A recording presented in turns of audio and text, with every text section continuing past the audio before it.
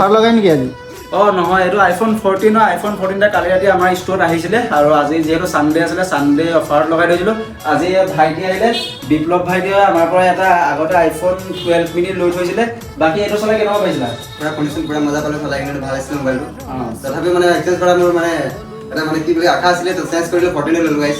এইটো আমাক দি দিলে এতিয়া, এইটো 12 মিনিটো দি দিলে আৰু আইফোন 14টো এওঁ ল'লে। বাকী ইয়াৰ কণ্ডিশ্যনটো এতিয়াতো তুমি চালা, এইটো ধৰা তুমি 1 ঘণ্টামান বহিটো কণ্ডিশ্যন চালা, কেনেকুৱা পালা চলাই?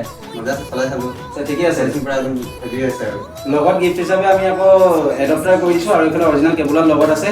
আৰু বাকী বিলখনটো এইখন দেখিছে। বাকী আহি থাকিবা, লগ পাইতো ভালে লাগিলে। আকৌ যদি কিবা এক্সচেঞ্জ কৰিবলগীয়া আছে আহিবানে? বাকী ভিডিঅ' চিডিঅ'বোৰ চাই দিব হয়নে? হয় পুৰা চাই দিব হয়নে?